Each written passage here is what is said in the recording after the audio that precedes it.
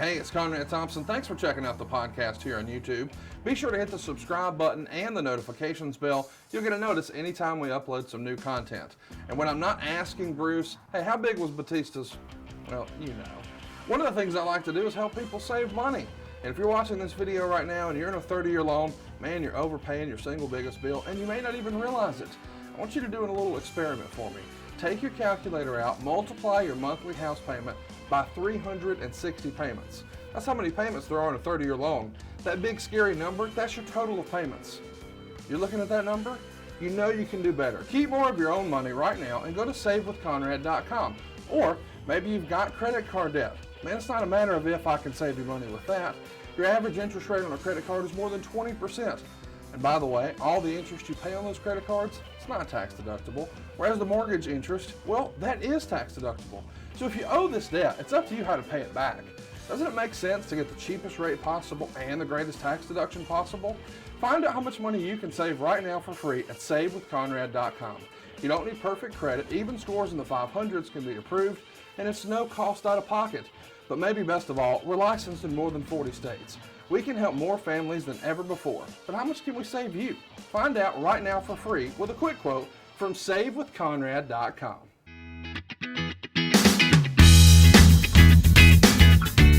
Hello, everybody, and a special welcome to our top guys and My Push members who are going to get their questions answered live today. I'm Christy, being joined by another member of our ad-free shows family. He has most recently been covering his early career with Jim Crockett Promotions on his podcast, The Arn Show, which I know you all are listening to on a weekly basis. He is also a Hall of Famer and on the road with AEW, where he serves as a producer, a manager, and probably a whole lot of other things. This guy is an original Four Horsemen, a tag team legend, and a four-time World TV champion. That is his title. You know who he is. It's Arn Anderson. Hey, Arn. Well, how do I follow that? Boy, you made Well, me just sound... by being you, sir. Well, I'll try. You certainly made me sound like a big deal. So let's give it a try. Welcome, everybody. How's everybody doing? Thanks for being here. I can't wait to hear from everybody. And I am going to go ahead and open up this chat. I know they have some questions ready for you to roll already. And we are going to start tonight with Brad Stanton kicking us off. Brad, how are you doing tonight? I'm going to find you, but you go ahead and just toss your question up to Arn. Hey, how are you? Hey, Arn, it's nice to finally meet you. I haven't been able to get on here with you yet. Where you at, Brad? I'm right here. See There he me, Brad? is. No, but where are you coming from? Where's home? Right outside Philadelphia. Okay, then. That's horseman country up there. Oh, yeah. For sure. So thanks for joining us. Number one, that goes out to yourself and everybody else. We sure appreciate it. Well, thank you so much.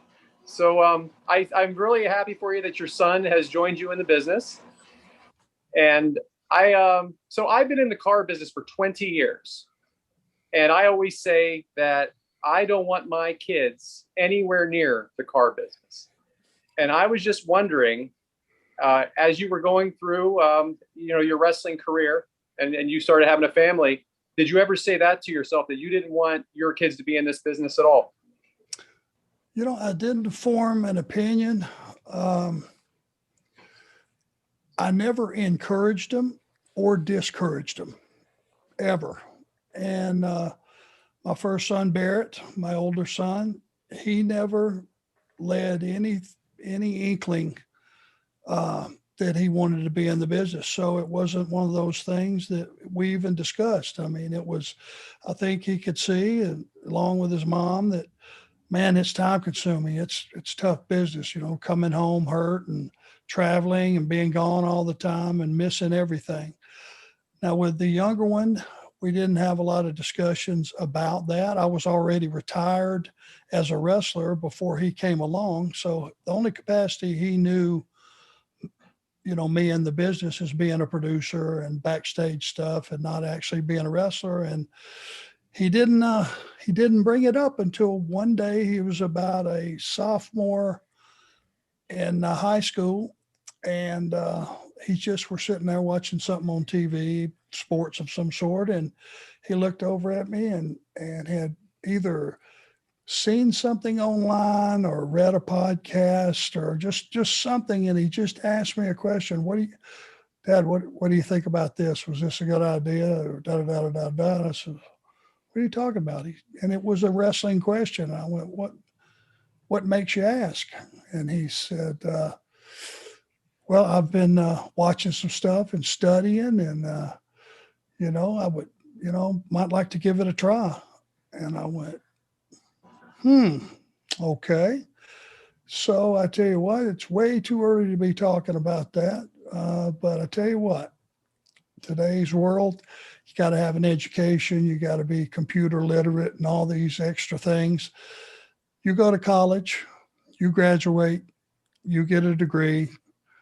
And then if you still want to be a wrestler after all that, and you've got that backup, I'll help you all I can. And that's the way it went down. And after he graduated from ECU, I said, well, what do you think? And he said, yep. Because I knew if I let him get in that ring before he graduated college, his whole thought process would change. You know what I'm saying? Yeah. He would not have graduated. He'd said, Dad, what are we waiting on? This is what I want to do. So once he graduated, we got started. Well, congratulations on that. That was really a fun episode of Dynamite to watch. Thank you. I made my whole family. I made my wife watch it and say, hey, do they look alike? You think they look alike? And I showed them some previous pictures of you, and then put them next to each other. But anyway, the new format you have weekly is great. So keep it up, and thank you for answering my question. I appreciate it. Hey, thank you, and I'm glad you're happy with the new format. And we're gonna slow down and enjoy some of the things together. That happen backstage and the real life part of being in the business, not just matches, the stories and the friendships and all that. And I think that's what appeals to me, and hopefully it'll appeal to you guys. Yeah. Thanks again. Thanks so much. Thank you, Brad. Awesome. Oh, well, I loved hearing about your son getting involved in the business. I figured somebody was going to ask that one. And we have AJ coming up next with a question. AJ, how you doing? I'm doing good. And yourself, Christy? I am well, thank you. What do you got for Arn tonight? Well, Arn, I want to echo Brad's sentiment. I've really been enjoying the new Arn episodes, like going through your life. This is actually better than the book with you telling your stories. I've been enjoying it so much. So thank you for that. Well, thank you. I appreciate it. That seems to be the consensus. And I'm glad everybody pretty much across the board's happy with what we're doing so far. My question for you, Arn, is when you first came over to WWE, you had your little stint with Flair where you got your big WrestleMania moment with the spine buster to The Undertaker, which was amazing because I did not see that coming. So that's one of those graded moments. It's like, oh, Arn, there he is with the spine buster. After that, you were more backstage. Was there any other opportunities presented to you to maybe be more of an on-screen character, maybe a manager to somebody or doing something else besides just doing your backstage stuff after that? Or was you not interested in that? Well, to be honest with you, and most people don't know this, but I was not cleared to do anything physical with my neck in WCW. My doctor that did the surgery just said, hey, look, I tried to get him to release me. And he said, as long as I'm your doctor, you will never wrestle again. There's just, your neck won't handle it. You cannot handle it. You don't have the tools anymore. So when I did that deal with The Undertaker, I still had not been cleared.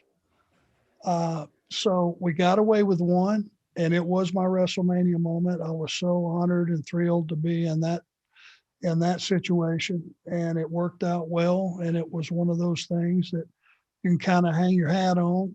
But be honest with you, it was not a consideration because your body tells you. And it wasn't just the doctor telling me, AJ, when your body says you're done, when a little bitty guy, 140 pounds, kind of smacks you on the back and says, how you doing? And it sends a shock down your body, getting suplexed and slammed and all that's out of the question. So, unless you're an idiot, you better listen to your body. I think that's some great advice for all of us, no matter the age. Listen to your body. But I really appreciate it. I'm glad you got your WrestleMania moment. Arn, but there was no opportunities like you do now with AEW with Cody kind of coming up being a coach. There was never an opportunity presented to you like that from somebody be like, hey, why don't you come out there and be like the voice for this young guy or anything like that in WWE? Was that never offered? No, sir, it was not. It was one of those situations that I might have been thrilled to do it had it came up, but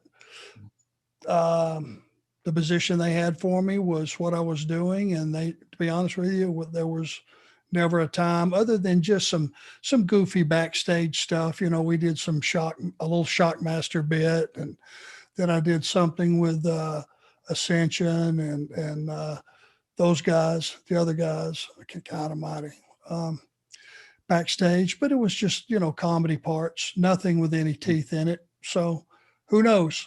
Never presented itself. So I never got a chance to evaluate it one way or the other.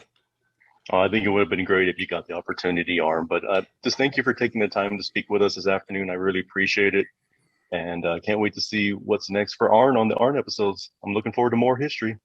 Please do. And please keep watching the show and let me think, let me know what you think about the kid. He's good. He's a good kid. And I think he's got a lot to offer the business, and we'll see how he develops. Okay. All right. Thank you, Arn. Thank you. Another great question. We're going to Adam O'Neill next. I feel strongly that saving money is important. If it's not something we worry about now, boy, we are really going to worry about it later. And I want to help you get out of debt faster and do it with cheaper monthly payments. I'm talking to you if you're in a 30-year loan. Now is the time to take years off of your loan. We're routinely helping our listeners cut 5, 10, even 15 years off their loan. And you can do this without perfect credit with no money out of pocket. You've just got to start at savewithconrad.com. Adam, I see you there all the way from Scotland. Is that right? Ireland. Oh, I'm so sorry. Yeah. That's a terrible snafu. All good. How are you today, Christy? I am so well. Thank you so much. No matter at all. Arn, how are you keeping? Well, now, listen, Christy, I'll let you in on something. If that would have been me that made that mistake, he would be chewing my ass out right now. You got away with one for obvious reasons. Yeah, I can do that every once in a while. Yes, But I better not push it, right, Adam? Well, She's only new. We leave her off this time. all right, how you doing, man? Everything good, Adam? All good now, Arn, and yourself? Very good, thanks. That's great. That's great. So look, Arn, just a quick question. So recently I've been listening to Renee Paquette's podcast, and there was an episode where she had the actor Paul Walter Hauser on. And during that, he was talking about how he used to love the Four Horsemen growing up. And he said that if there was a movie of the Four Horsemen, the person he'd love to play in it would be yourself. So the question kind of came to my mind, like, if you had, if there was a movie on the Four Horsemen, who would you like to play you? I don't know anybody that could do me better than me. Do you? I don't. That's the answer I was actually expecting, to be honest. You know what? And I know that sounds pompous and ridiculous, but, I know who I am. I've always known who I am. And since I've looked 40, since I was 14, I think there would, with some Hollywood magic, we could, paint up and patch up and put another coat of paint on me and magic and maybe cover the span of years that we needed to. But I really believe I could do me. So if anybody wants to make a movie, let's talk. A few extra dollars would be nice as well. Yeah. Yes, sir. And you know what? For you bringing it up, I'll send you a stipend. How about that? That's great. Lovely. Thank you very much, Arn. Thank you. Oh, I love that. Thank you so much, Adam. Arn, what about maybe your son playing you in a film? What do you think about that? Now there's something I hadn't thought about. Sure. Does he have some acting chops? Is that something that he's interested in at all? Do you know? This is a frightening thought and it's horrifying, but he is a mini me.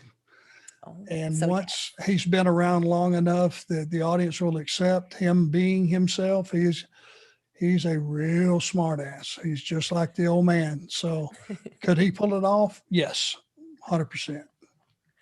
Well, the apple doesn't fall far from the tree. I get that. Hornets Beard Guy, you are up next. How you doing? What do you got for Arn? I'm doing very well, and this is the first time I've had an opportunity to chat with Arn. So thank you. And of course, if you haven't already guessed, I'm coming right here from Flair Country, Charlotte, North Carolina. Absolutely.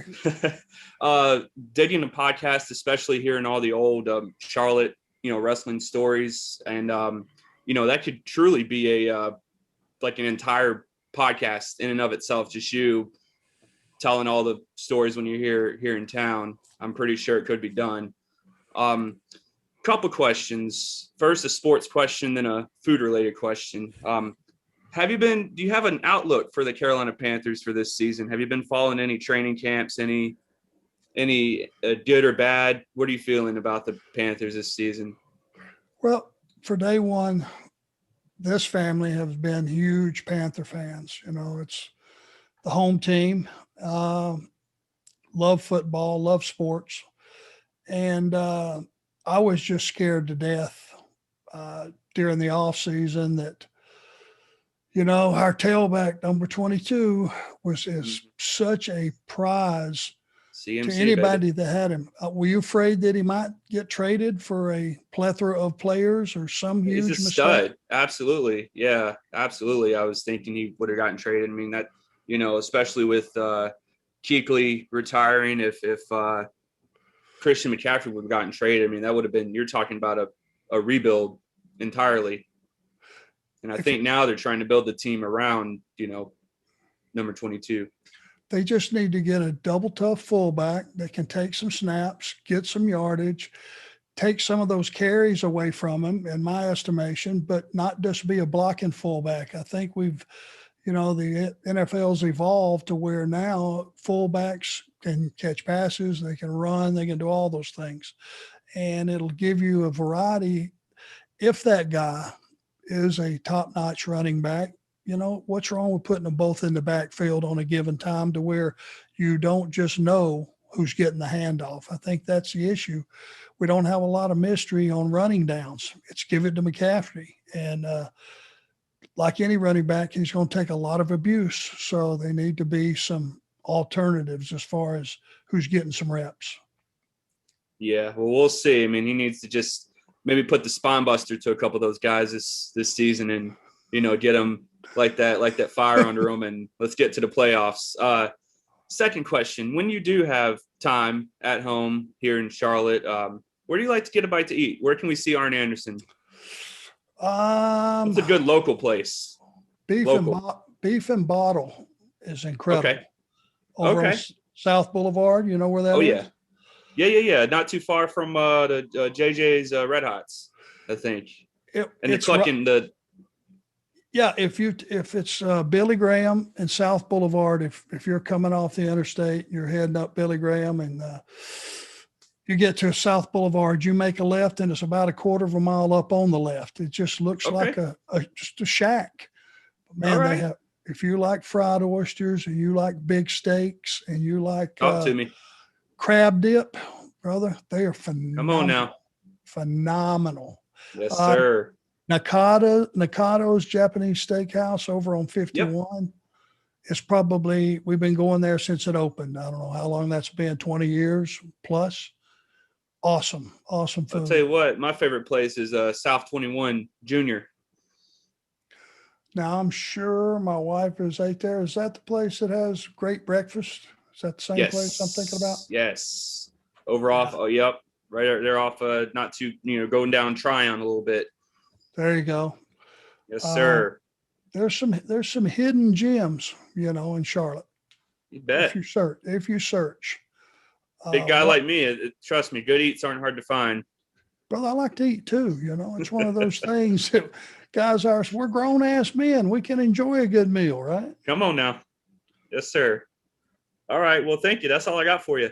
Okay. And hey, my son, the youngest one, is a diehard Hornets fan too, as well. So, Well, I thought I'd throw you a curveball there. I didn't want to ask you. I want to ask you about football. I know you're a big Panthers fan, so I didn't know how much you knew about the new era of the Charlotte Hornets team. But perhaps the next Zoom you're on, I'll have a chance to ask you about the Charlotte Hornets. how do you think off the top of your head that first draft pick was? Was that a good call? Oh, James Bouknight? Oh, still, we won the draft again. We won the draft last year with LaMelo Ball.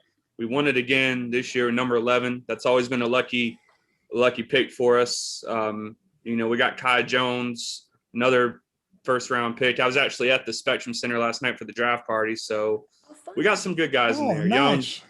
Young team, playoff bound, no doubt this year for sure. I'm gonna take you at your word. All right. All righty. Thank you, sir. Thanks for your time. Thanks for popping in. You bet. Oh, and speaking of loving food, Arn and I were just talking before we got on here about how Friday night is pizza night at both of our houses. So anybody else having pizza tonight? Just us? Yeah.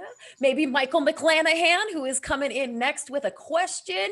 Michael, there you are. What's up? Hi, Christy. How are you? Thank you for hosting this again. And Arn, as always, very, very nice to get to talk to you. Thank you, Michael. Thanks for popping in, man. I appreciate it. What's going on?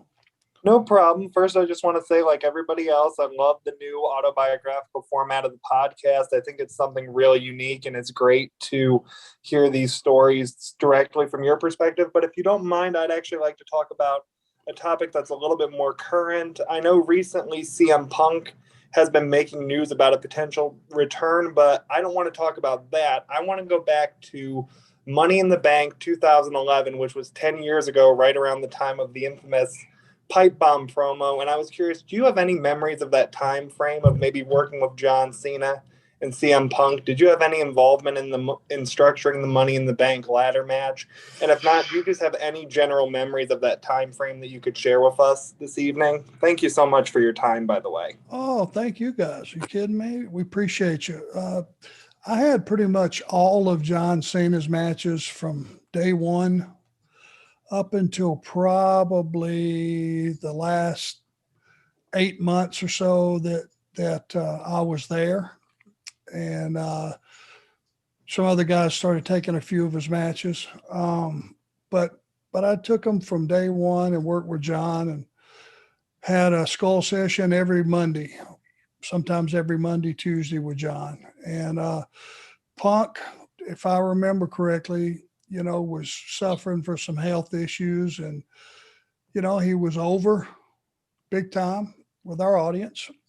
And he kept plugging along. And he had a nagging injury that he just couldn't shake. And I think the big issue was he needed some time to heal up.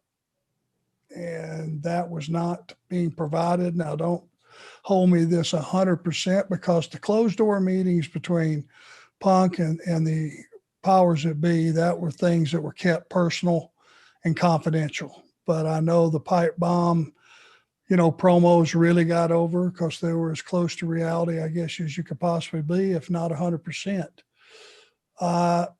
So, I just remember thinking at that time, I just remember walking through the backstage area, and he was sitting there in a chair, with his back kind of to the walkway. And I just stopped and said, how you doing, man? I mean, you're okay. And he just looked up over his shoulder and kind of turned around and just said, I'm hurting, man. And guys in our business don't usually say that. You don't ring the dinner bell that, hey, you may have to be off a while and somebody come get your position. So, it's not one of those things you talk about unless it's really bad. And that's what I took from it. And pretty soon he was gone. No problem. Thank you for answering that. And did you have any specific memories of structuring matches with him and John Cena? Does anything stick out about anything in particular about their matches? I was just curious if you had any insights from working directly with the two of them on any particular bouts that they had. Well, when John had gotten to a point when he started working with Punk that John was far enough along that he could, he knew the business and Punk knew the business, and they trusted each other. They wanted to work together. So Most of that, I'm sure they put together themselves, which is the way it should be. You know, it shouldn't be at that level, me telling you what you need to do in the ring. You need to be telling me what you're going to do, and I need to be writing it down and calling it to the truck. Because at that level, it's top, you know, you're number one company in the world, your two top guys, it's your show, you should be running it. Absolutely. Again, thank you so much for your time, and those were great answers. Always nice to talk to you. Thank you, Michael. Yeah, if you don't mind jumping in, Arn, I have to ask you if you feel the same way then about promos for the WWE superstars. Do you think that those are better left to them coming up with their own things to say? Are you kidding me? You know the answer to that. Listen, we've all crammed for a test in school, right? And once that test is over, a day or two later, you can't remember anything because you just memorized it for that day, for that test. Same thing with promos. When you hand a talent a full sheet of content and expect them to about 95% of that, you want it said the way it's written. You want it with the theme that they've got. That's not the person doing the promo. That's whoever wrote it. That's his personality coming out. And if you look at every guy that's gotten over in this business, the character is not very far from what you see on TV. I mean, they are very, very close. I think it's a little more embellished, a little more TV appealing. Think about it, Rock, Austin, Hulk Hogan, Ric Flair, whoever you want to put in those positions, to do a promo, let them, man, they're your racehorses, Christy. Let them run. Yeah. You know, jockeys don't win races, horses do. And the jockeys are the one writing those promos and going, here, you got a couple hours to memorize this. And, you know, they want it just like this. It should be, okay, I'm going to give you about whatever it is, 10, 12, 15 minutes, 8 minutes, whatever's satisfactory to cover the angle you're in. Here's a couple of bullet points I'd like you to cover. Go get them.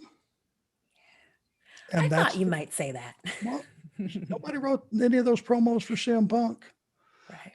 John Cena had a ton of input into his promos, and that's why they got over, because when you looked at them on TV and they started talking, you knew they were talking to you, not somebody in the back.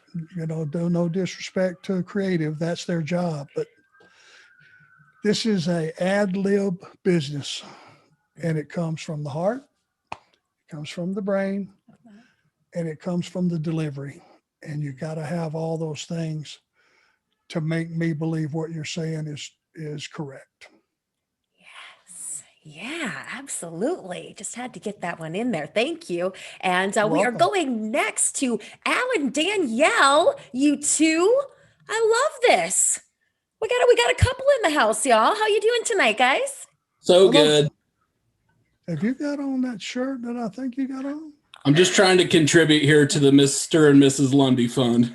Oh, yeah, thank you. And she'll appreciate that. Absolutely. I gotta say, jockeys don't win races, horses do. That might be a t-shirt in itself right there. I would think so. Yep, we need to ping Conrad on that one. He's got enough to do, but I will eventually for sure. So what's going on, guys? Where you at? Where's home? Well, you can see by the flaming thumbtack on my hat. We are in Nashville, Tennessee, about 5 minutes away from the Opry. And, nice town. Nice town. My wife Danielle, she's a new convert, mostly just AEW in general, but she's new to the wrestling world. So welcome aboard. Well, thank you. Welcome aboard. I don't have a question, but he does. I will say we've decided if we have a son, he will be named Anderson. That's how big of a name Arn Anderson is in this household. Wow. I learned very quickly that Arn Anderson is a top name.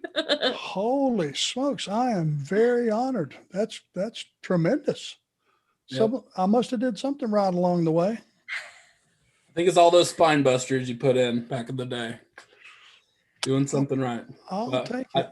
I've been a fan since '92, and I remember my video store. I grew up in Oregon, and my video store just happened to have the War Games '87, which I think I guess it would have been Great American Bash.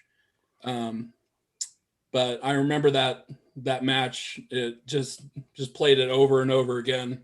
So I became a NWA WCW fan all the way over in Oregon. So wow, it's an absolute honor to talk to you, sir. Well, I feel the same way. It's for you to have followed and supported the business this long, man, is a blessing to us. And you know, every time we go through that curtain, it's for guys like you. We want to give you your absolute money's worth and then some. And Awesome. I got to say, the AEW fans, you know, share the same feelings that you have. You know, if you've seen any of the shows on TV, and obviously you have, if you've ever went to one live, the fans are stars too, because man, they raise holy hell. And you know what? Little secret, you can write what you want on a sign. Nobody's going to come out there and take it. You bought a ticket, you can scream your brains out, wear any t-shirt you want, and my friend, put anything you want on a sign. We are not sanctioning anybody. You raise all the holy hell you want. Awesome. How was the commute this week to work? Gosh, it was about 20 minutes. Not bad, huh? Yeah. Those don't come along ever. So, yeah, I didn't mind going, checking in, figuring out what I had going on. And I saw, guess what? You're off today. So I went back to my house, got on the baggiest baggiest shorts that I own, got on the couch and watched some baseball. There you go. Well, actually, my question ties into travel and going back, and I absolutely love the new format of the show. I love hearing all those personal stories, but taking it in small chunks now, it's great. And my question was, you know, back in the mid 80s when you were doing a lot of travel, and especially around the Carolinas, who are some of the guys that you really just jived with, like riding with to the different shows? And like, what kind of music were you guys listening to in the car? Were you listening to music? Were you listening to like sports radio? What's kind of the vibe inside the car on the way to like Norfolk or anything like that? Well, you know, sometimes Tully and I would ride together. Sometimes Rick and Tully and I would ride together. JJ had a big van, and sometimes we would ride with him. Bobby Eaton actually lived one street over from where I lived in the old neighborhood. So he and I fast became best friends. And I would travel sometimes with him and Dennis and Jimmy, and that was entertaining. I bet. As you could imagine. And, you know, going to the towns, it was like, okay, you'd gotten up probably without not enough sleep. You'd made it to the gym, came back, probably eat a little lunch right there, and then go meet those guys for however long the trip was. It was pretty subdued on the way up there. You know, a few guys would just kick back, put on their headphones and relax. Now, when the show was over and we're heading back home, the beers were cold. Cooler was loaded, and whatever anybody wanted to listen to, you know, the guy driving, if it was his vehicle, he would accommodate you. You know, country music's one of those that about, you know, just about everybody liked. At that time, I was a Led Zeppelin man. So there's a little contrast there. Molly Hatchet, some of that stuff. Bad Company was all my favorite. And, you know, we would listen to some of that, and then we'd listen to some of the, you know, country music of the time. And I was a Motown man too. So, Absolutely. So that's pretty good cross, whatever you want to say, cross music Help me out here. There's nothing like the music from the 70s, man. It's nothing like it. I I got a that's bunch of it on vinyl here. It's pretty much all I listen to. So the radio on, that 70s on Sirius, and it Yep. covers all of it. The Covers whole- it all. whole It's gamut. awesome. Well, thank you so much for answering my question. You're my number one all time, and yeah, I hope Malachi Black's got a spine buster with his name on it. So thank you very much, Arn. Well, you have to all close with this. You got to know that's not just going to sit there and percolate forever. Gotta come to That's a head. That's all I'll say. Thank you. Okay. And keep us Thanks, posted guys. on baby Anderson, guys. No pressure, but keep us posted. No pressure. Awesome, man. That's a good name. That's right. I'll take it. Thanks, guys.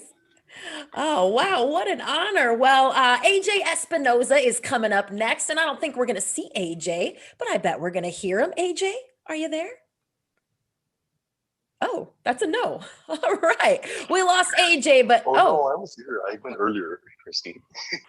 there he is. AJ, what's your question? Oh no, Christy. I was saying I went earlier in the earlier this. I was like the second one that went to Oh, talk you're to Arn. already.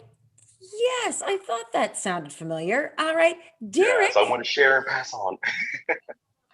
Derek, why don't we go to you next? How you doing, Derek?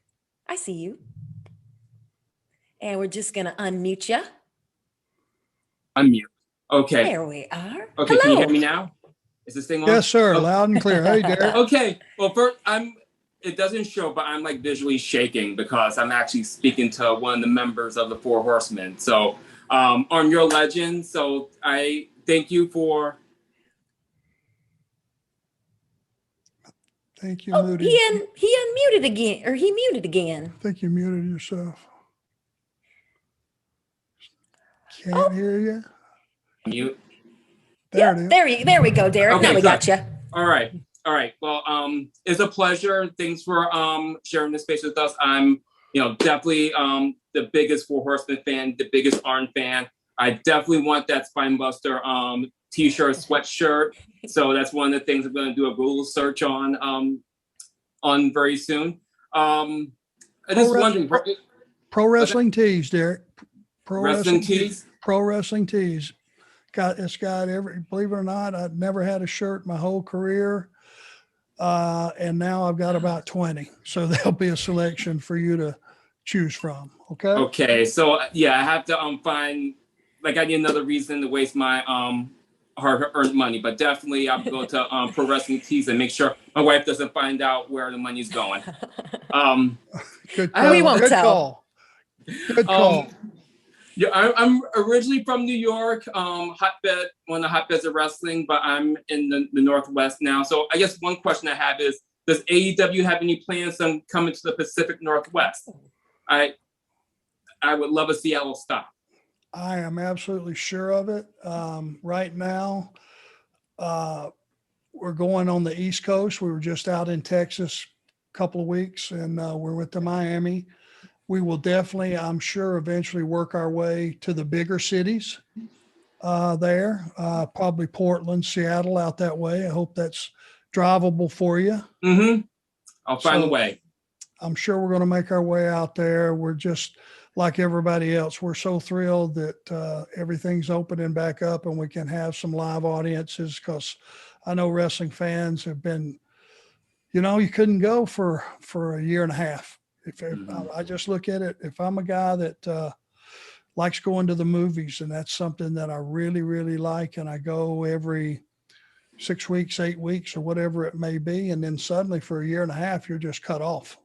It's got to be very frustrating. And I know fans who know that a live experience going to a show is different from television, and it's just as exciting in its own way. So we will do our best to make our way out there to you, sir. Okay, look forward to it. Even if it's like Vancouver, if it's in BC, I'll just find a way to sneak across the border to watch it. My quick question is, this question made sense when I was thinking about it earlier. But out of like all the wrestlers that you've had a chance to work with, like WCW, WWF, all the other territories. Of those wrestlers who didn't make it, or I guess say had potential but didn't ever meet their potential, do you have a wrestler in mind that you thought that if I had a chance with him, he would be a good horseman? Ted DiBiase. Now, he had his own thing going. $1 Million Man was huge success, but of all the guys over the years that I've thought about that would have just walked in the door and fit right in, that would be one. I think if Curt Hennig would have stayed a horseman, other than stabbing us in the back with the NWO thing, he would have been a great horseman. That's two that right off the top of my head, I think would have been fantastic. But number one, because he just fit, would have been Ted DiBiase. That what do you think? You thinking about that? Yeah, I'm thinking. I mean, he's a legend, but I could definitely think he would definitely be a good horseman. I'm just think. I can dig it. It's pretty cool. All right. Thank you very much once again. You've made my day. Thank you. You made mine. Keep watching the show. Keep your ears open. Like I said, we'll do our best to get out your way. All right, will do. Thanks. Thank you. Oh, and Derek's display name is Derek over 40 and still loves wrestling. So I hope that you keep that for all your business calls as well. But I've actually one call. I work remotely, and one call actually had it on there. So I had to have awesome. Well, thank you so much, Derek. Thank you. Thanks, Derek. We'll see you again soon. And next up, we have Inez coming in. Tell me if I just butchered that. You did. It's Ennis, but you're not the first one. Don't worry. Ennis. All right. Well, I will remember for next time. What is your question? Hey, Arn. I hope you're doing good. I was wanting to ask about the no rules match we saw between Chris Jericho and Nick Gage on Dynamite earlier this week. I've seen a couple of people give their takes on it. I saw Bischoff saying he thinks it's bad for the industry. So what's your kind of take on that match and deathmatch wrestling in general? As far as it being bad, I don't know if that's the right word. I think my background, and I've been in some blood and guts matches, War Games was about as violent as you get.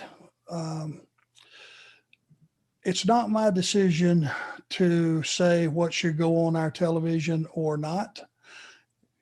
To my personal taste, is that something that I would want to be involved in? No. It's just because that's the beauty. The wrestling industry, especially now, is like, it's like the ice cream store. It's 21 flavors. You pick what you want. You like what you want. And if you don't like it, this is my suggestion. Whether you're watching our show or the WWE show, Raw or SmackDown, or you're watching Impact, or you're watching Access, whatever it is, this is my opinion. Watch what you like, and when you see something that you're not going to like, switch the channel, because you can like stuff from a show without liking the entire show, and that's your prerogative.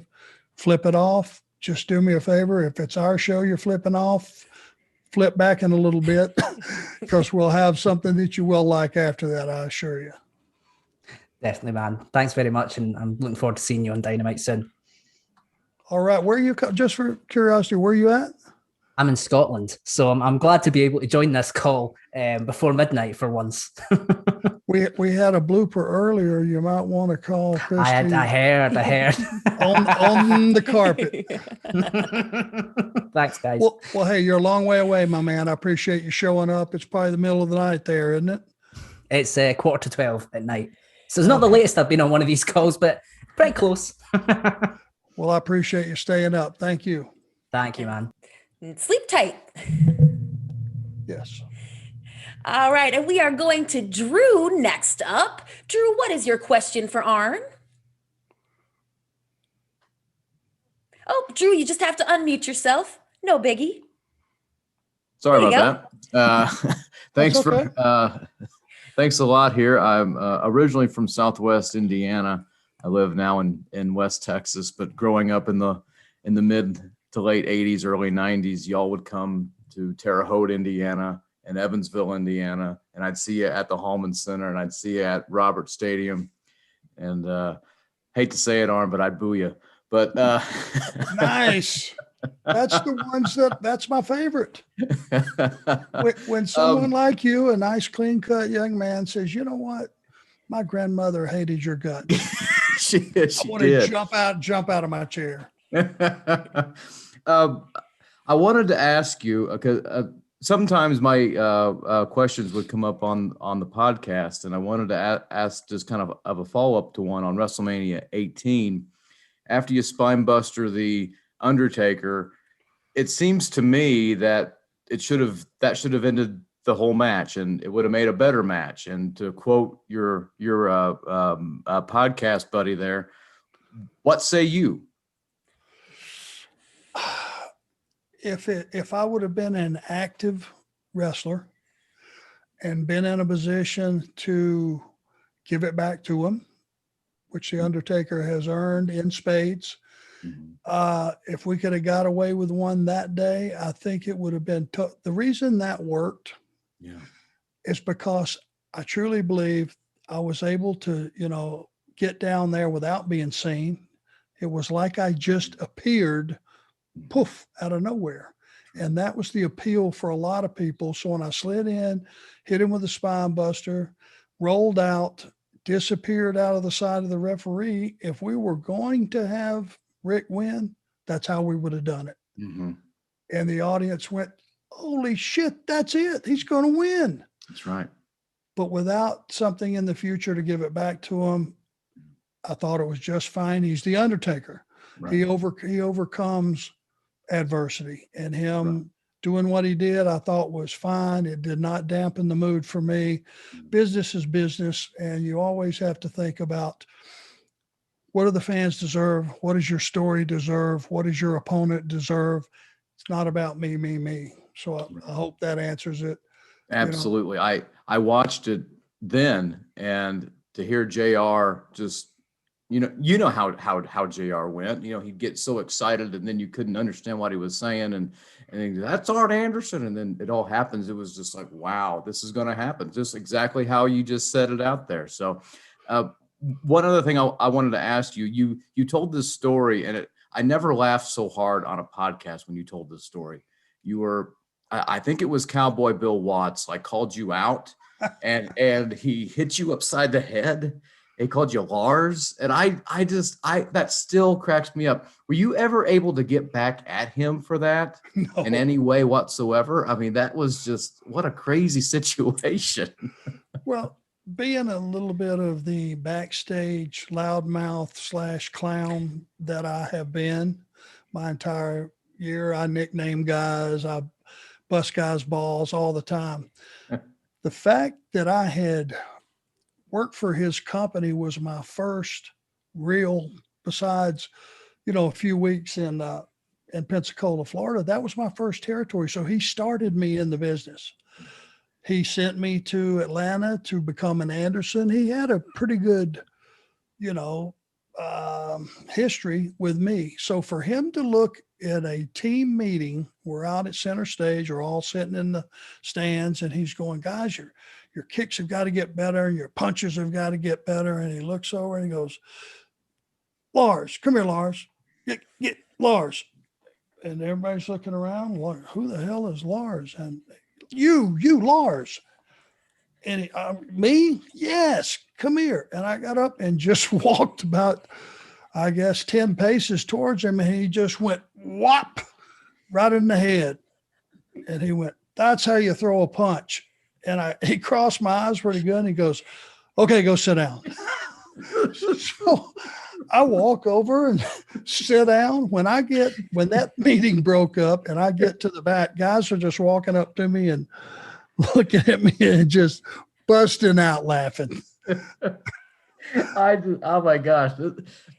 this is how I get when I listen. Because I go back and I listen to that, and I just can't let it go. It's just too funny to me. Anyway. Well, you got 45 guys that there wasn't a peep out of anybody.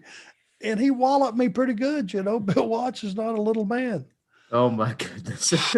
I guess it was funny. I mean, it's definitely nuts.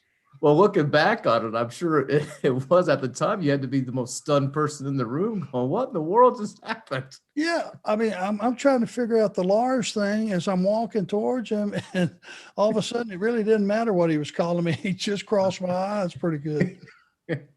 Well, thank you for your time. Thank you for your answer there. And I always appreciate it, and always keep up with what you're doing. So thank you very much. I appreciate it. Thank you, sir. Appreciate your support, sir. Thank you very much. Great question, Drew. And next time you're telling a good story on the show, Arn, you just picture all of us at home laughing to ourselves, because that's what we do. 40 guys were laughing right in my face. They couldn't figure out what happened either. So I love that. Well, Nick Mills is up next. I see you there, Nick. How are Good you doing? evening. How are we? Hello, Nick. Hello, Arn. How are you? Great. Excellent. Good to hear it. Arn, Bret Hart told the story at his Hall of Fame speech about this. You were all sitting around a bar. Guy had a fake ear. Believe that you went to the bathroom. He dropped it in your beer. You went and took a drink of it and then went to be sick. So first of all, tell us where that was. And then second of all, what was the Hank Williams song that you were singing? Because I don't think he ever named it. And I was always kind of curious what that Hank Williams song was that you were singing. We were just in the Marriott bar at the hotel after a show, because that's, when you got a 6 o'clock flight every single morning, which is in those days was like a 4 o'clock wake up. Mm-hmm. You didn't want to venture out too much, but you did want to drink yourself down so you could get a little bit of sleep. So it was a Marriott bar. And to be honest with you, I don't remember exactly what the song was, but I do remember going to the bathroom. I sat my drink down and just ordered it. Double Stoli Sea Breeze was my brand at the time. And, it's just some of us buddies, Haku and Brett, some of us were all in there drinking, Tully, whoever it may be. Came back, grabbed my drink, turned it up, and something hit me right in the nose. I went, that don't feel right. Pulled it down, and there was a man's ear. And I looked up, and he's standing right there, and his ear's missing. I guess he had been in a fire or something, and his ear got burned off. So this is a total prosthetic ear. Brother, when it hit me and he started laughing, I started puking. All the way. And I mean all the way across the bar, out in the hall, into the public bathroom. And brother, I let it roll for about 5 minutes because the damn thing hit me in the nose, and it was all over my lips. So it's almost like somebody, this was not that bad, but I've always seen situations where guys have picked up what they thought was their drink, and it was their dip cup, and took a drink of snuff juice. If you've ever seen that, mm-hmm. Guys get pretty sick. So not making that mistake, because I don't dip. I did make this one. Brett set me up completely across the board with the guy. Mm-hmm. So yeah, I had a little bit of a queasy stomach for a day or so. Let me ask you something. Did you know that obviously did the guy tell the story about the ear before you went to the bathroom, before he dipped his ear in your drink, or Brett set you up, or was it something that just came after? Well, I'm sure as I'm in there puking, I mean, Brett, I'm sure kept it amongst just him and the guy. So everybody's looking at me like I suddenly can't handle my liquor, I guess, as I'm walking across there puking. And then I guess the story was told, because when I came back out of the bathroom, everybody was laughing their ass off at me. And the guy's got his ear in his hand, put it back on, the whole deal. I'm glad you have such great friends that they would literally dip the ear in your drink. That was a good rib. You talk about ribs in the business. That was a great rib. It's fantastic. I love hearing that story, and I got a massive kick out of it reading this book. I really appreciate it. Thank you so much for your time. You're welcome. Oh wow, we are just rolling here today, Arn. We are laughing our butts off, and let's see what Eddie Prather has for us today. Eddie, there you are. Hey, Christy, welcome to the ad-free family. Hey, Thank you so much. Hey, Double A. Hello, my man. I never thought I would have the day to be able to speak to you. Well, I'm glad you did. You have a special place in my heart. Thank you. You were my mom's favorite wrestler. Oh God, thank you for that. Yeah. Did you watch together? Did you and your mom watch the show together? She became a wrestling fan because that was the only way she could have a conversation with me. It was like 1983 when I became a wrestling fan. So I was able to see a lot of your career early on because I had a friend that traded tapes, so I would borrow his tapes. So I got to see a lot of the Pensacola stuff, awesome, which I absolutely loved. When my mom had her stroke in 2011, she passed away early on in 2012. When I went to visit her, the only time she would like show any kind of alertness is when I would bring tapes of. I had tapes of like 2 or 3 VHS tapes of Horsemen, Arn Anderson matches. So she would like show a little bit of alertness when I would put on the tapes. So. Well, I'm very thankful I could provide that for her. Yeah, I'm so sorry for your loss. Yeah, I'm very grateful for what you gave to me, my mom. I have a couple questions for you. Okay. Okay, the first one is, I know you said Ted DiBiase would have been a good horseman. How about, do you think if Magnum TA did not have his car accident, do you think he would have eventually turned heel and maybe he would have been the guy who took Lex Luger's place instead of Barry? You know, that's a possibility, but I think his trajectory was heading towards the moon. He would have been a top babyface for a long time. Yeah. Do you think he could have turned heel when Rick left for the WWF? You know, anything is possible. I think what really bothered all of us so much as we saw Magnum and what he was heading to be. He was going to be a huge, huge star. And for him to have his career taken away from him so early, that was the big loss. We could have made anything work with him because his promos, and we were talking about promos earlier, but his promos, you believed 100%, and you believed that he believed.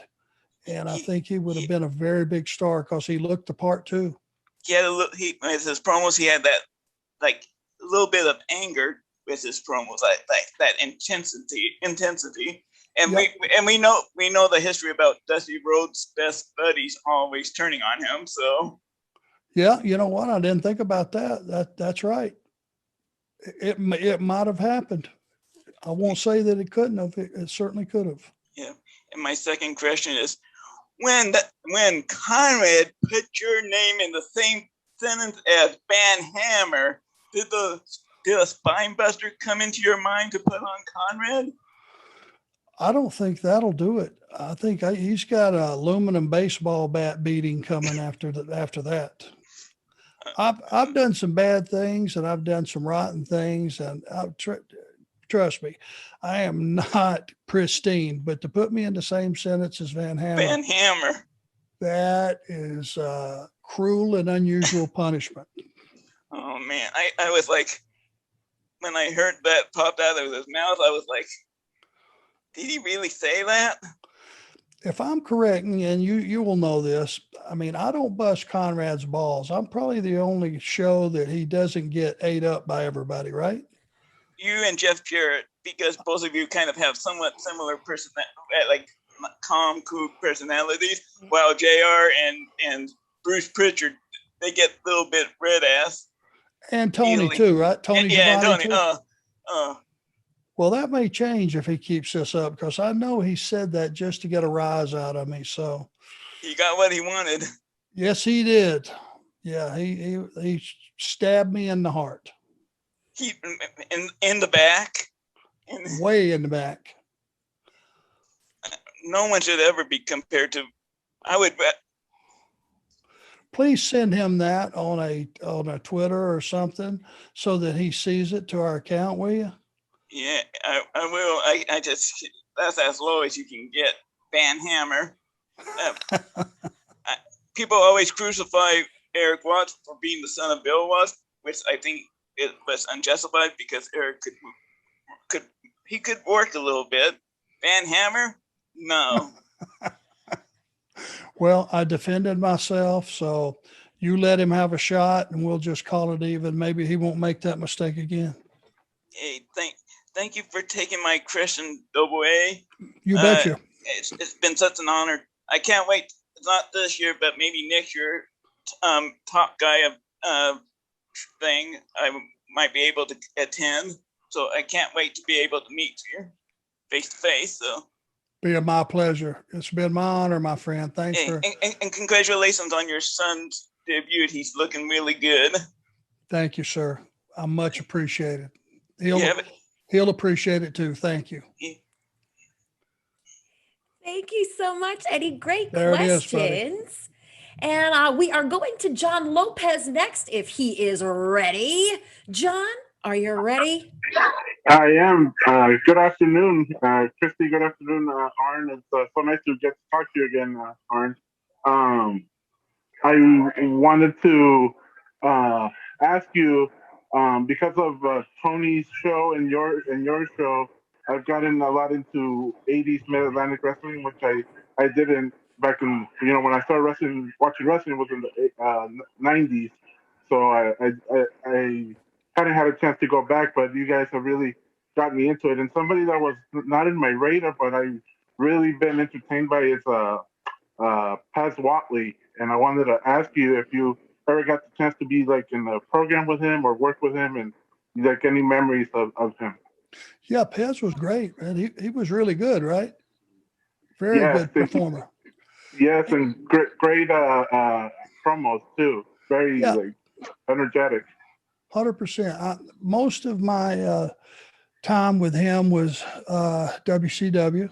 It was after the Crockett, days. And Pez, he had it all. He was an amateur wrestler. He was a great athlete, great performer, really entertaining on the promos, and just, he had a Boogie Woogie Jimmy Valiant-esque to him too, as far as being an entertainer. He was very fan friendly, and Pez was a pleasure and an honor to work with. He's one of the names out of the past that should have been a bigger star than what he was.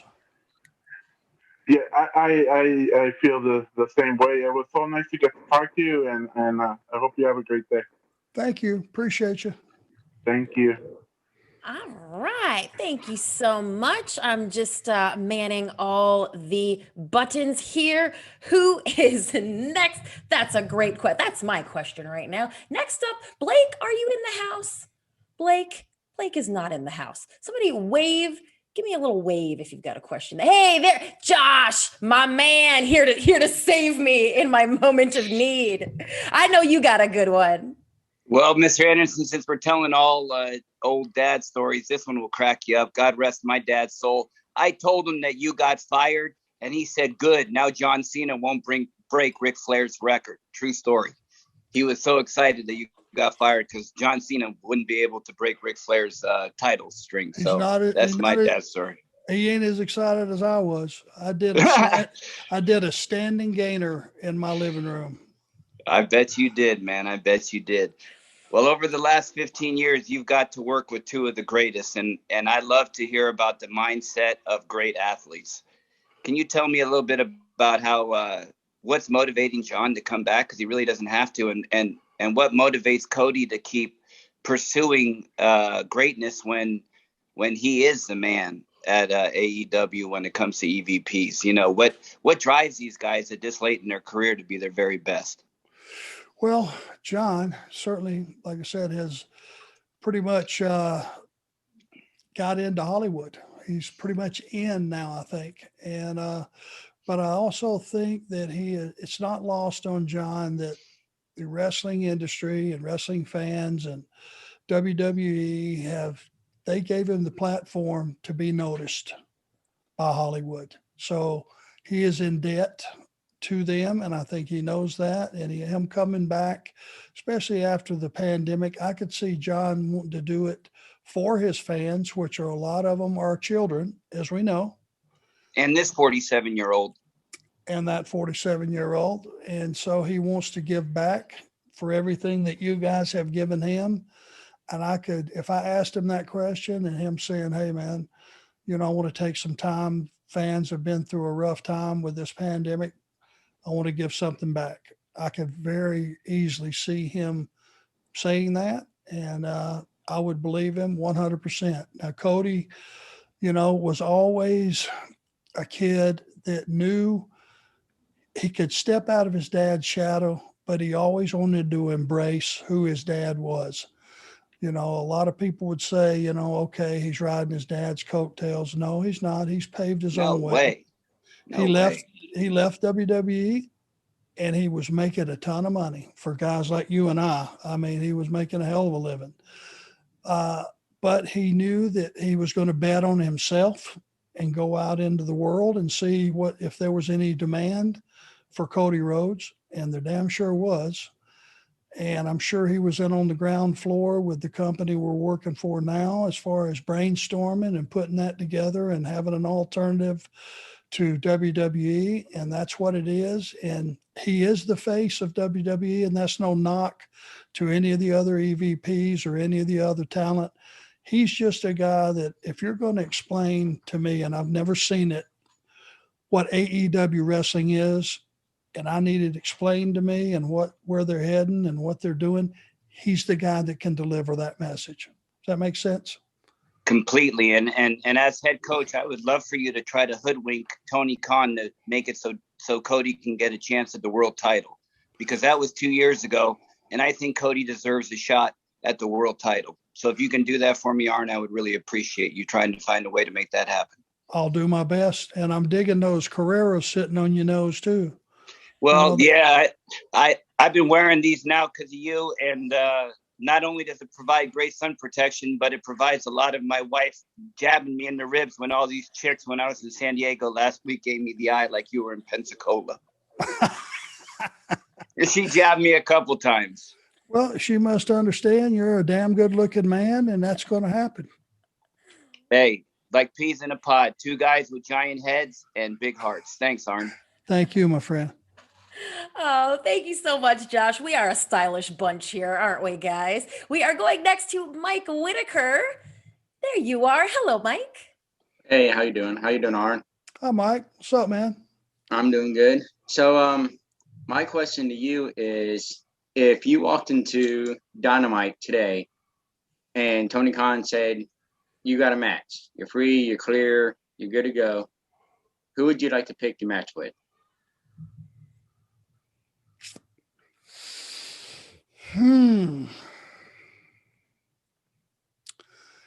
How about a 6-man with myself and FTR on one side, Cody, Dustin, and who would that? I'm going to let you pick that third partner. Who would you like to see go there? Would you do Brock? Not yet. I don't think he's ready to be and him be on the opposing team. Right. Yeah. Just maybe some kind of storyline going on, something just. I don't want to put too much on. I wouldn't want to put too much pressure on him. He's had 4 matches. What about Darby Allin? Now there's a guy that nobody's figured out yet. I don't think nobody will figure him out. He would be perfect for that spot because you have no idea what you're going to get till the bell rings with that kid. And I think that's his appeal. He has no regard for his own personal safety, which I respect. I worry about him. I don't want to see him get injured, but man, it's fun to watch when he comes out of there okay and still in one piece. So Darby Allin would be a good choice. Good choice. Awesome. Thank you. Okay. Great question, Mike. Thank you so much. And next up, we are going to one of our, I believe, most popular top guys, who is actually a top gal, Amy Vaughn. There you are. How are you doing tonight? It's always great to see you. Well, thank you. I don't even know what to do with that introduction. That was awesome. Thank you. She's good at that. I pulled over. I'm not driving. Amy, she's good at that. I know. It's hard to follow her I know. lead I'm in. flustered. I'm but sure I you did got a pull great over, question. So, yeah, well, may I call you Arn? You better. Okay. Well, I didn't know. Oh, yes. Thank you. I, along with everybody else, you and Tully, you can ask any of the other top guys. Like, you two are my absolute favorites. I have your Brainbuster shirts. I have your action figures, everything. Like, you're my absolute favorite. Thank you. What I want to know, I love your show. I love the new format. I could listen to you literally all day, talk about the road stories and just things that happen behind the scenes and just, but what I want to know is, when are you going to write a book?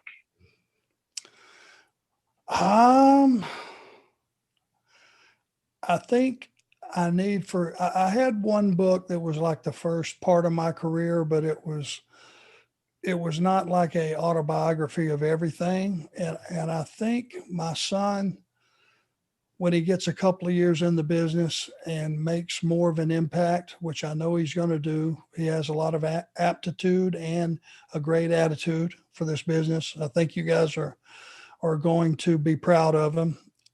Once he has established himself and he is in the mix, then I think I will have a more interesting book. I've had some offers. Obviously, I have had some offers. But I want to include him in there because it's the third chapter of my life. I was a wrestler.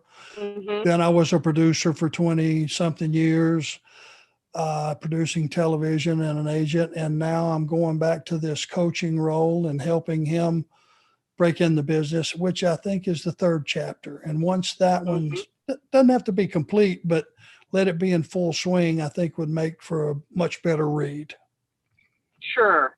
Well, I would love for you to do it on Audible too, so we can listen to you tell those stories, because I think that's just the best part.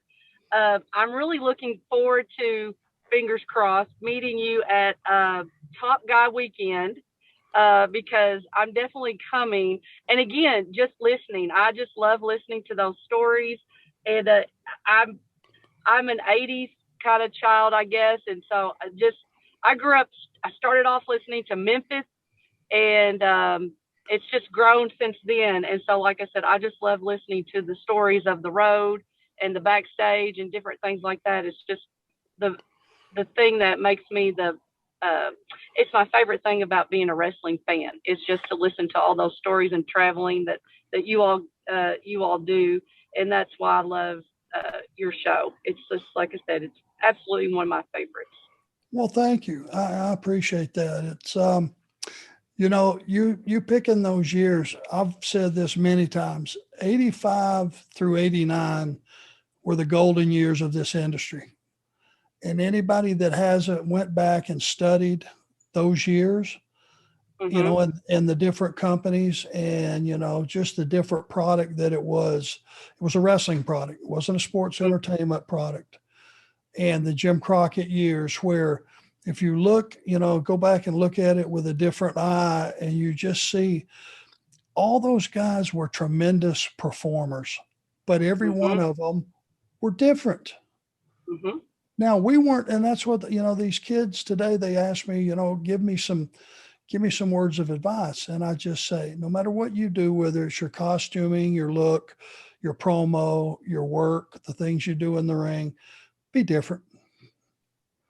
Because if you go back from the Crockett years and you pick out any 5 performers, it doesn't matter who it was, pick out any 5 and watch 3 of their matches, and the things you'll walk away from, is they could all perform, they could all tell a story, and they were all different. No two guys worked the same. So we weren't a lot smarter than these guys today, and we're certainly not better athletes or better performers, but we dedicated ourselves to being different. And whatever you did, another guy didn't step on. So every match was different. Would you agree? Yes, very much so. And I feel sorry, I guess, in some ways for maybe some of the newer wrestling fans that don't realize that there is such education that you and some of the more seasoned wrestlers, for, like you said, from the 70s and 80s, and even Jim Cornette telling stories about how things were. They're not their stars, their favorite stars are not going to be able to give them those stories, like we get. And so I just, I really encourage people to always listen. Like you said, go back to the 70s, 80s, pick you a territory. Like if you really want to learn some things about wrestling, follow a territory, and that will tell you really what was going on and what is so wonderful about the shows that we're watching now. Well said. I couldn't say it any better. Oh, well, thank you. So you are coming to Top Guy Weekend, correct? That's in Chicago? Yes, sir. I sure will. I'll be there. So you make sure you come up and introduce yourself. If you I will. If you got to mow a couple people down to get there, go ahead. I'll bail you out. Well, thank you. I'll tell you what, there are some great Top Guys. I'm pretty sure they're going to make sure that everybody's out of my way because they know how I feel about you and Tully. Okay. Well, I look forward to it. Wonderful. And Christy, I want to tell you something. You are a wonderful addition to Ad Free Shows. The two Zooms that I've been on with you, they have been very well done. And so I really do appreciate you coming on board and the interviews that you do. I think you do a wonderful job. Oh, well, thank you, Amy. I'm really grateful for that. Wow. Thank you so much. You're welcome. So now I'm going to get, I'm sorry. No, it's okay. I was just going to say I concur. Christy, Yes. you are a welcome addition. She is. And so now I'm going to go get dinner home to my family as I've been sitting here for 20 minutes. Pulled over. I've been pulled over. Well, you know what? I was supposed to be home, but work, I had to stay longer for work. My husband already knew, so he's not expecting me. He knows that if I got to be able to do this on my phone, that I would probably pull over. And so he's not expecting his meal anytime soon. So he knows. And if he tells the truth, he would say, I want you to pull over and be safe. Exactly. Definitely. And so, and when I come in and I got to ask a question, he's going to understand why I should have been home 15 minutes ago and I wasn't. So you all have a good night. Yes, all right, you will. Thank you. All Bon right. appetit. Bye-bye. Oh, I love how we're catching people at the end of their day and it's Friday. Everybody's working into the weekend. And actually, Trav is still at work. So he asked if I would ask this question on his behalf. So from Trav Arn, he said, did it ever bother you when the ring was cut off, but a guy was tossed into the ropes right next to his tag team partner and his partner didn't tag himself in by touching his partner on the back as he hit the ropes immediately next to him? Every time. Yeah, it doesn't make much sense. That was pretty clear. It doesn't make much sense. And that's the thing that we always tried to do. And the Andersons did for sure. But Tully and I, you had two sets of ropes and your opponents had two sets of ropes. And you always, the rule of thumb, when you would get one of the guys hurt and stopped, you cut the ring off and you always kept your back to where the guy on the apron was on the other team. So you could always stay between that guy and him tagging his partner. And all the action took place on our two sets of ropes. That makes sense to you? Mm-hmm. If we're in this corner and the other guy is in this corner, this set of ropes and that set of ropes is where we conducted our business. So we always stayed and we didn't have that issue. Because a guy gets shot off right to his corner, why don't he just hook the ropes and tag out? Right. Ooh, I'm That's going to be common watching for sense. that now. Common sense. Yeah. Let my family save your family some cash. You don't need perfect credit. You don't need money out of your pocket, but we will save you money. It's not a matter if, it's a matter of how much. SaveWithConrad.com. Well, we have Blake coming up next, and he has been very patient. Where did he go? His phone died, and then he came back. Poor guy's been waiting. There he is. Blake, you've had a lot of time to think. I bet you have a fantastic question for Arn. Just go ahead and unmute yourself. There you go. Hey, can y'all hear me? Yeah. Yes. Hey, Blake. Hey, Mr. Arn, how you doing, buddy? Hey, before you get started, let me just make an observation, and it may be the lighting. You look a lot like Scott Norton. Anybody ever tell you that? I've heard that a time or two, brother. More than a time or two. You really look like him. Yes, sir. I tell you what, man. I want to take the opportunity to tell you thank you for everything you've done for the wrestling business, brother. And I'm trying to drive and do this at the same time, so y'all bear with me. But Arn, you inspired me to be a wrestler, man. I've been working the indie scenes and around North Carolina and South Carolina for the last 10 years or so. Dax Harwood, I've known him since he was Casey McKnight. Me and him, I've had the pleasure of sharing the locker room with him, and he is phenomenal, brother. Yes, Phenomenal. he is. Wheeler Yuta, me and him trained together, and he is phenomenal as well. So I just look out for me. He's a buddy of mine. Okay, I'll do that. Certainly will. Are you still working some, or? I am, man, but I ain't worked none since COVID hit. I work for a cemetery now, and they keep us busy. Unfortunately, we've had a lot of deaths in the area, and it keeps me busy, thank the good Lord. But it's just a lot of deaths. God, you've seen that COVID thing up front and personal. Then, it's bad stuff. Well, hey, listen, I don't want you to be driving and not paying attention. Where are you from? Where's home for you? Ainer, South Carolina. It's about 30 minutes from Myrtle Beach, South Carolina. Okay. All right. Well, if I'm anywhere that you are, please come by and say hello. Okay. It'd be a pleasure to meet you in person. Yes, sir, man. I'd love to meet you too, man. My question for you, brother,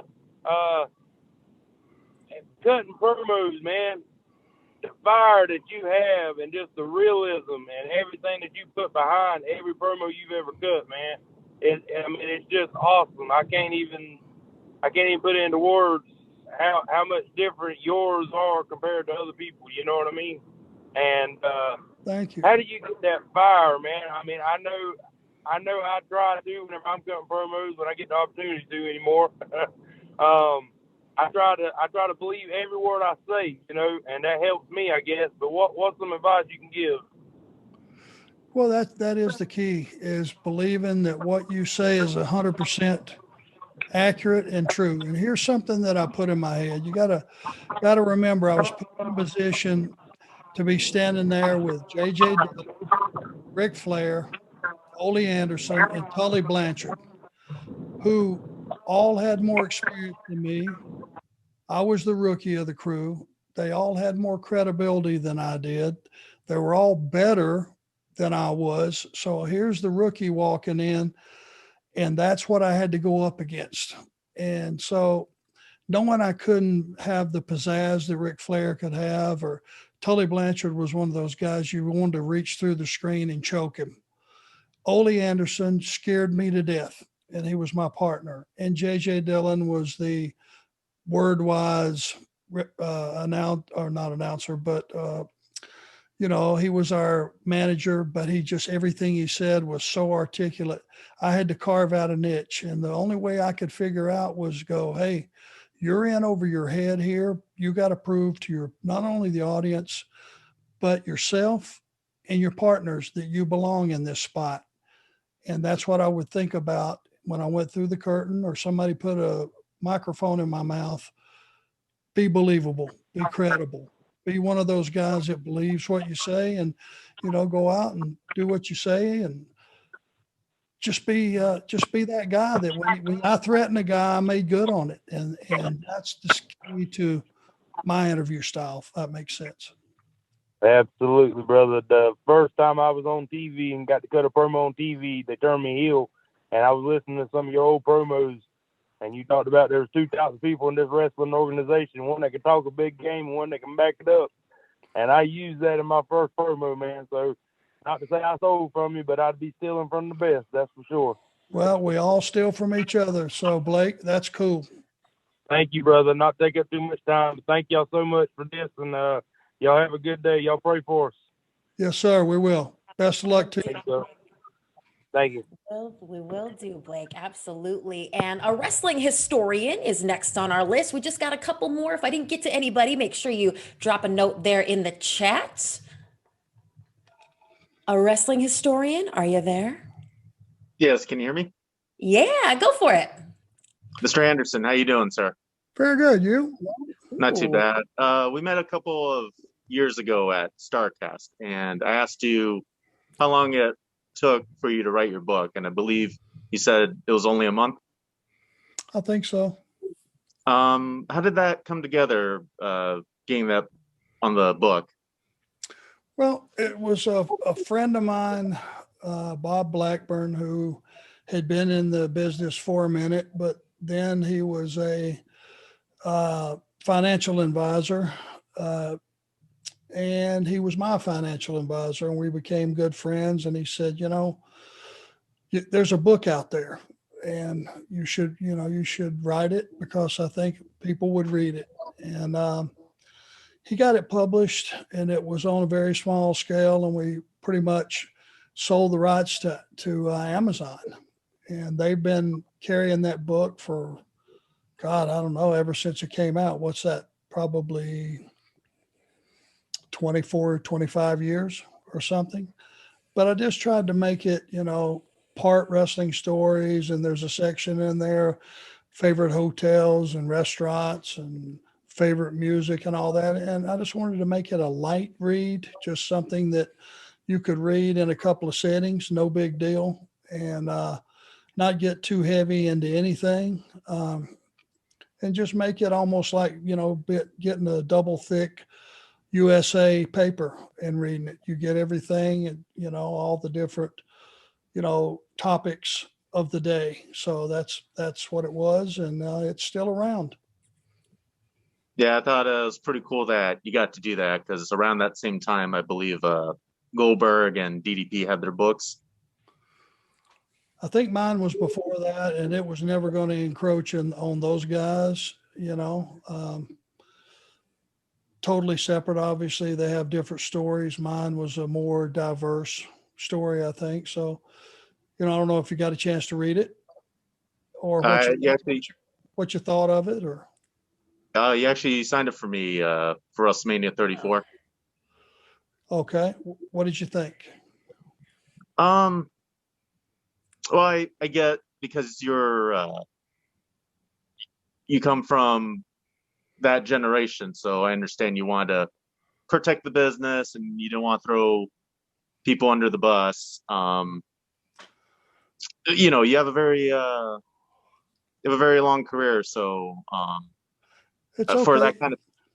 You can say it. You were probably, you were expecting to really get a look behind the curtain and to get what we get today. But you have to remember, guys from my era, you would have been blackballed out of the business if you would have done that when I first started. Now it evolved to Vince McMahon telling everybody every chance he got that it was just entertainment.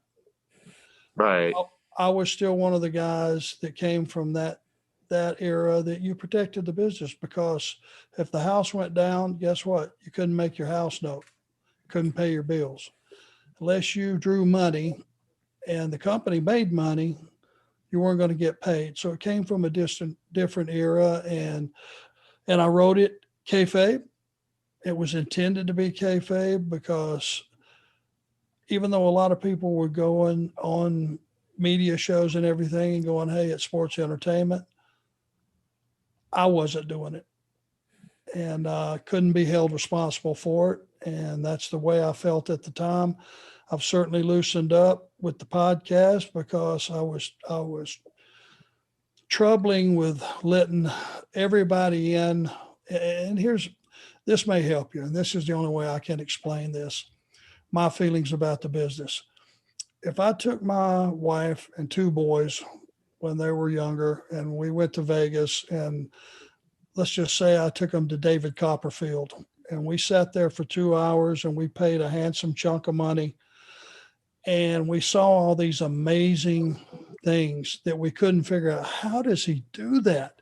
The magic is what made me feel good about spending $80 per ticket, which is a lot of money at my house. But I'm watching all these things happen, and the show is just like, man, how does that happen? And you get right to the very end, to the part to where the guy flies around the arena. And we're sitting there going, Jesus Christ, I don't see a wire anywhere. If some guy on the stage flipped on all the house lights and went, oh, don't worry about it, guys. Now you can see the wire. It's all just a magic act. Wouldn't you feel pretty shitty about sitting there for however many hours and spending however many bucks? You wouldn't feel as good about it. I wouldn't. So I was not going to give away the magic because I thought it hurt the fans. It did not benefit the fans. It made a less good feeling, I think, about the business. Does that make any kind of sense to you? Oh yeah, that's a great analogy. It's just mine now. It's the way I felt about it. I wasn't doing it because I thought every fan thought it was 100% real. That was never my intention. I just didn't want to give away the magic and make it less of a viewing experience for you. All right. Well, I appreciate you taking the time to answer that. You betcha. Thank you so much. And we have one last question, and it's coming from Jeff. There you are, Jeff. How are you? Thanks for waiting. Oh, thank you. Thank you, Mr. Anderson, for taking the time to do this. You betcha. Thank you. You're welcome. I did have a question as far as like over the last few weeks or so with the AEW shows, a lot of folks coming in like surprises and things like that. Is there ever a concern that eventually if that doesn't happen, that might generate like a loss of interest or a disappointment with the fan base? With the guys that are coming in? With the fact that maybe there's a week where maybe there isn't a surprise. Oh, okay. So you're saying we're hot shotting it so much that you almost have to keep it up? Is that basically what you're saying? To keep from disappointing the audience? Yeah, just as I don't know if it may be disappointment, but just a feeling like, wow, like nobody debuted this week or nobody just showed up. Well, there's a lot of really good talent that don't get on TV because you only have so much time, only have so many segments. There are a lot of talent on, that show that you never see. You'll go 4 or 5 weeks without seeing some of these guys. I'll give an example. Jungle Boy is not on TV every week. And the kid's very, very talented. And you go, God almighty, where's he been? I haven't seen him in a while. I almost think that, all of a sudden we had Big Show, and all of a sudden we had Mark Henry, and there were some big additions, Andrade, guys showing up. And there's really not enough segments once they debut to get them and all the other angles that we're pushing all in one show. So I almost think we're debuting too many guys too soon, other than here's a debut. Let's have a month of this before we go to another group of talent. You know what I'm saying? Yes. I don't think we'll get in a position to where you say, well, they didn't really give me anything special this week. I think that has to come from the talent that's already on the roster, not necessarily bringing somebody else new, because, some of the people we're bringing in new, you guys approve of, and I'm sure there's some of them that you don't. So it can work for you or work against you. Thank you for answering the question. Yes, sir. Yeah, and I'm sure Jeff and all the rest of us are looking forward to the big debut of Rampage for some more time to give some talent some more TV time. Absolutely, absolutely, and we're looking forward to that too. You know, they got a pretty healthy talent roster in AEW, and if you saw them all sitting in one room, you go, "Wow, I forgot about him or forgot about her."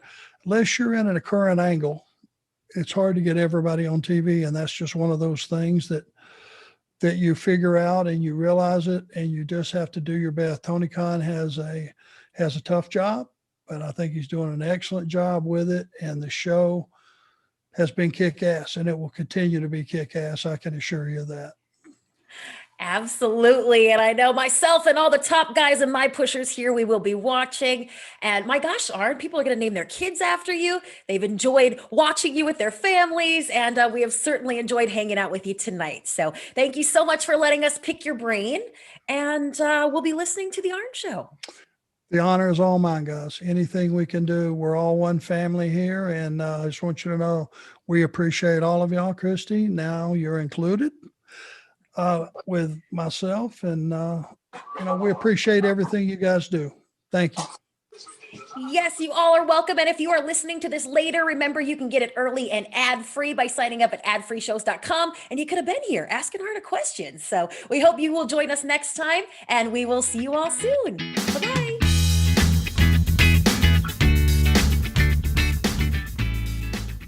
Hey, it's Conrad Thompson. Thanks for checking out the podcast here on YouTube. Be sure to hit the subscribe button and the notifications bell so you get a notice anytime we upload some new content.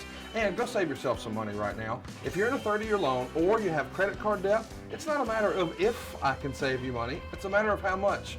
Find out right now for free at savewithconrad.com.